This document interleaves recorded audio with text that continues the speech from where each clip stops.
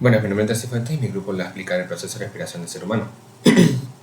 Es un proceso fisiológico mediante el cual el organismo obtiene oxígeno del ambiente y expulsa o elimina el dióxido de carbono. Este proceso no únicamente se lleva a cabo en los pulmones, sino que está regido por tres sistemas principales que están conectados. Que son el sistema respiratorio, nervioso y circulatorio.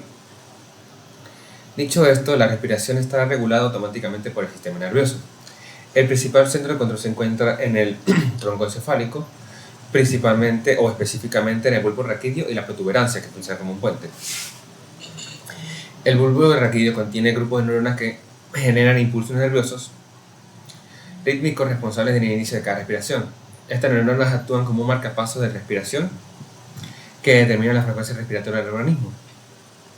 Por su parte, la protuberancia ayuda a regular la duración de la inspiración y la expiración para permitiendo que la respiración sea suave y coordinada. De entre los nervios que participan en la respiración tenemos el nervio más importante, que es el nervio frénico, que este nervio está originado de una cervical, que está principalmente entre las vértebras C3 y C5, que es responsable de controlar el movimiento del diafragma, que es el que permite la expansión de los pulmones. Además de este nervio tenemos lo que son los nervios intercostales, que son los nervios que controlan los músculos intercostales que se encuentran en las costillas, que ayudan a expandir y contraer la caja torácica durante el proceso respiratorio. Yo soy Gilberto Márquez y les voy a hablar sobre los siguientes puntos. Primero tenemos la ventilación pulmonar. Este es un proceso mecánico mediante el cual el aire entra y sale de los pulmones. En este proceso se divide en dos fases. Primero tenemos la fase de inspiración. Durante la inspiración el diafragma se contrae y desciende hacia la cavidad abdominal.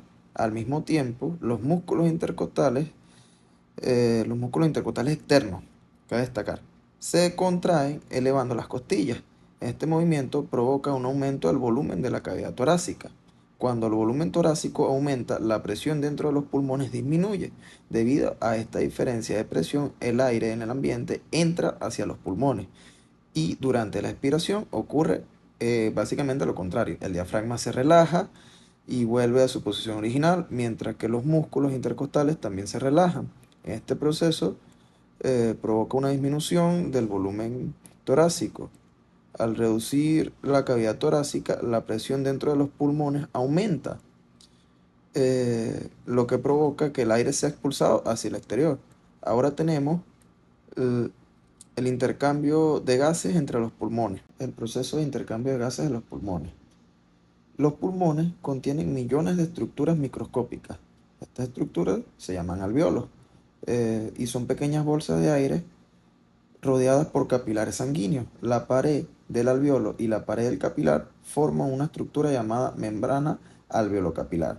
Esta membrana es extremadamente delgada, lo que permite que los gases puedan atravesarla de manera muy fácil. El intercambio de gases ocurre mediante el proceso llamado difusión.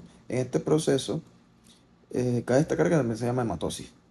En este proceso, los gases se desplazan desde una zona donde la concentración de presión es mayor hacia una zona donde su presión es menor.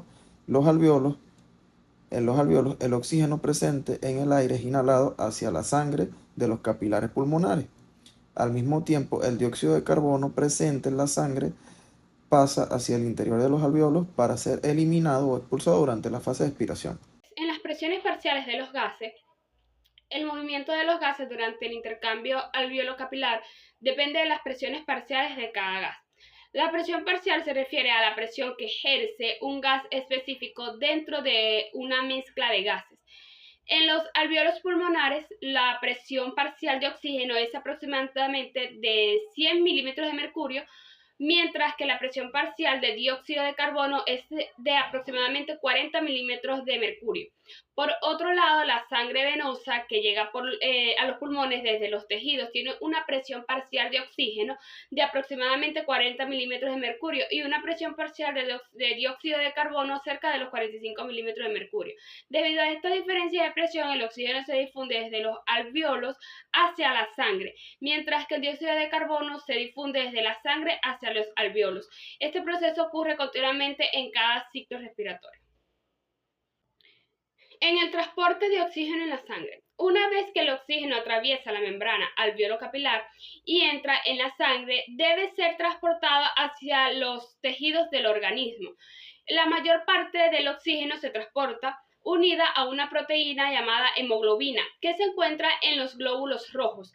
La hemoglobina tiene la capacidad de unirse reversiblemente al oxígeno, formando un compuesto llamado oxihemoglobina. Aproximadamente el 98% del oxígeno que circula en la sangre se transporta unido a la hemoglobina, mientras que una pequeña cantidad, cerca del 2%, se transporta disuelta directamente en el plasma sanguíneo. El sistema circulatorio distribuye la sangre oxigenada hacia todos los órganos y tejidos del cuerpo. Mi nombre es Ana Eben y le voy a hablar sobre la llegada del oxígeno a la célula. Cuando la sangre oxigenada llega a los capilares de los tejidos, el oxígeno se libera de la hemoglobina debido a la diferencia de presión parcial entre la sangre y las células. El oxígeno difunde desde los capilares hacia los líquidos intersticiales que rodean la célula y posteriormente entra en el interior de la célula. Una vez dentro de la célula, el oxígeno es transportado hacia las mitocondrias, que son los organulos responsables de la producción de la respiración.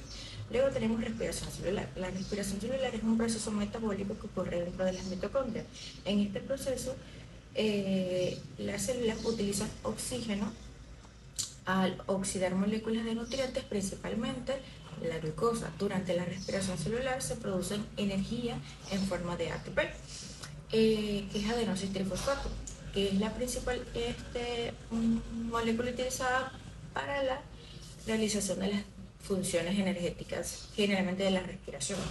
La célula puede resumirse de la siguiente manera, que es glucosa más oxígeno, que es igual a energía ATP, más dióxido de carbono, más agua. Eliminación del dióxido de carbono. El dióxido de carbono producido durante la respiración celular debe ser eliminado del organismo para evitar alteraciones en el equilibrio ácido-base de la sangre. El CO2 es transportado por la sangre desde los tejidos hacia los pulmones de tres formas principales. Una pequeña cantidad se transporta disuelta en el plasma sanguíneo. Otra parte se une a la hemoglobina formando compuestos llamados carbaminohemoglobina. Sin embargo, la mayor parte del dióxido de carbono se transporta en forma de bicarbonato, después de esta de reaccionar con el agua en el interior de los glóbulos rojos.